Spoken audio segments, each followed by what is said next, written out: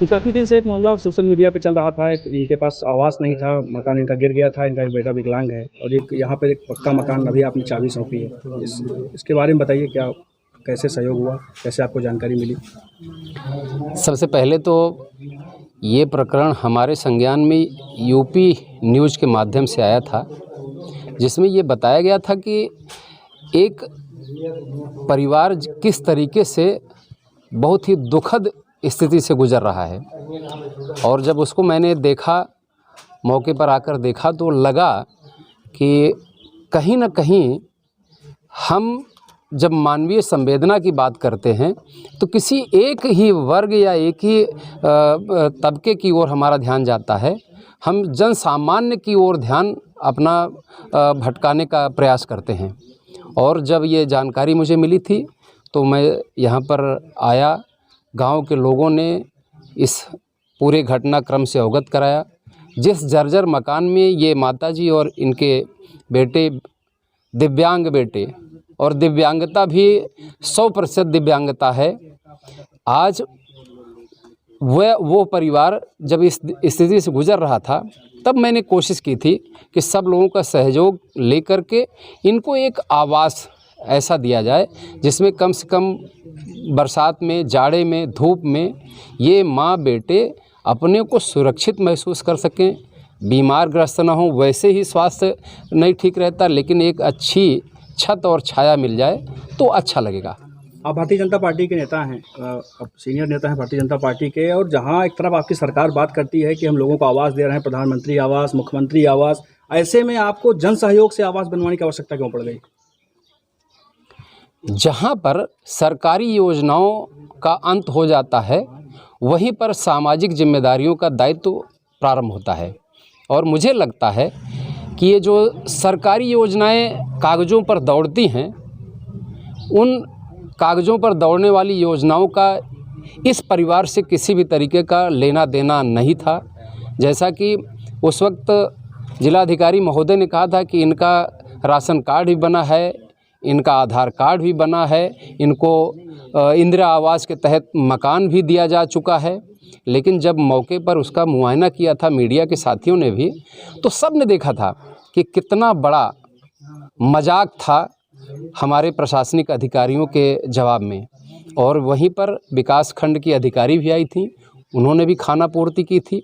जब मुझे लगा कि इन अधिकारियों के बहुत अनुरोध और अनुनय विनय के बावजूद कुछ नहीं हो सकता, तो हमने गांव के साथियों से, जैसे पिंटू सिंह हैं, इनका नाम नीरज है, मनोज हैं, या अन्य साथी यहाँ पर संतोष भाई हैं, ये सारे लोग इकट्ठा होकर के ये तय किया गया, के सिंह जी हैं, कि हम लोग अपने बल पर, अपने संसाधनों के बल पर इनको मकान, छत उपलब्ध कराएंगे। और उसमें हम आज सफल हुए हैं। नवरात्रि माँ दुर्गा के जो 9 दिन होते हैं, उनके 9 रूप होते हैं, उन रूप में ये माँ भी एक माँ के रूप में है। और मुझे लगता है कि इस नवरात्रि में हमने सबसे बड़ी पूजा ये कर ली कि एक माँ को, एक माँ के एक स्वरूप को छत, एक आसरा देने में हम लोग कामयाब हुए हैं। इसमें सबका सहयोग है, गांव वासियों का भी है, हमारे यहाँ के जो पढ़े लिखे और जिम्मेदार लोग हैं, सब ने अपनी भूमिका इसमें अदा की है। सबको मैं हृदय से आभार व्यक्त करता हूं। और मेरा अनुरोध भी है कि ऐसे जहां पर परिवार हों, अब हम लोग एक संवेदनशील जिम्मेदार नागरिक के नाते उन जगहों को, जो गरीब हों, चाहे वो सवर्ण हो, चाहे वो पिछड़ा वर्ग हो, चाहे वो दलित हो, चाहे हिंदू हो, चाहे मुसलमान हो, गरीबी किसी एक की बपौती नहीं होती है, या गरीबी किसी के एक बिरादरी के नाम नहीं लिखी गई है, वो किसी पर भी हो सकती है। और उसमें हम लोग उन जगहों पर चल कर के लोगों की मदद करें और आसरा देने का प्रयास करें। ये आगे के लिए हम लोग अपना एक सपना संजो के चल रहे हैं। यहाँ के ग्रामीणों की एक शिकायत थी, लगातार आवाज़ आ रही थी, उठ रही थी कि ना तो यहाँ पर वर्तमान सांसद, वर्तमान विधायक, जितने भी जनप्रतिनिधि हैं, लगभग सारे जनप्रतिनिधि आपकी पार्टी से हैं, लेकिन यहाँ पर कोई देखने नहीं आया इनकी हालत को। तमाम, जबकि सोशल मीडिया पे एक मुहिम चली थी, आप लगातार यहाँ पर आए भी थे, आपने अधिकारियों से भी बात की थी, लेकिन कोई जनप्रतिनिधि यहाँ पे नहीं आया जो वर्तमान में इस समय कुर्सी पे हैं। देखिए, जनप्रतिनिधि बनना और जन संवेदना से जुड़ना, ये दोनों में ज़मीन आसमान का अंतर होता है। जो जनप्रतिनिधि हैं वो प्रतिनिधि तो बन गए हैं, लेकिन उनके अंदर संवेदना हो ये कोई ज़रूरी नहीं है। और सबसे बड़ी बात है कि संवेदनशील बनने के लिए शिक्षित होना बहुत ज़रूरी होता है। और जो जनप्रतिनिधि शिक्षा से वंचित होगा, जो जनप्रतिनिधि माँ सरस्वती से दूर रहता होगा, निश्चित तौर पर उसको ऐसी जन संवेदनाओं से जुड़े मुद्दे पर ध्यान उसका नहीं जाएगा। आपको क्या लगता है कि प्रधानमंत्री जी का ये नारा सबका साथ सबका विकास कितना सही है और कितना सही साबित हो रहा है लोगों में?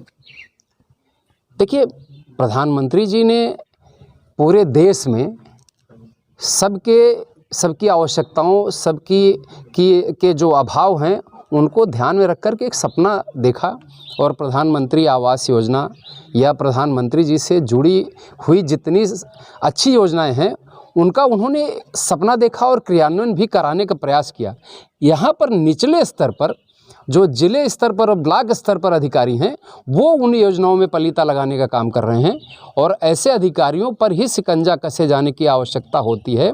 और मुझे लगता है कि आने वाले समय में अगर ऐसे ही जागरूकता का अभियान, जन जागरण चलता रहेगा, निश्चित तौर पर ऐसे जो गैर जिम्मेदाराना काम करने वाले और भ्रष्टाचार में लिप्त जो अधिकारी हैं, निश्चित तौर पर आने वाले समय में उन पर भी कार्रवाई होगी। एक अंतिम सवाल आपसे कि जिस तरह से सरकार बात करती है कि जीरो टॉलरेंस नीति अपनाई जा रही है योगी सरकार में, तो क्या आपका मानना है कि इस ऐसी सरकार में भी भ्रष्टाचार व्याप्त है? भ्रष्टाचार कहाँ पर नहीं व्याप्त है, इसकी खोज करने की ज़रूरत है। प्रश्न ये करना कि भ्रष्टाचार व्याप्त है, अगर हम कह दें कि नहीं भ्रष्टाचार नहीं है, तो हम तो इस सदी का सबसे बड़ा मजाक मेरे मुंह से निकल जाएगा अगर मैं कहूँगा भ्रष्टाचार नहीं व्याप्त है। लेकिन मैं एक बात ज़रूर कहना चाहूँगा कि भ्रष्टाचार की मात्रा को धीरे धीरे क्रमशः अगर कम करने में हमारी व्यवस्था, सरकारी तंत्र सफल हो जाता है तो निश्चित तौर पर एक उपलब्धि के तौर पर देखा जाएगा। धन्यवाद।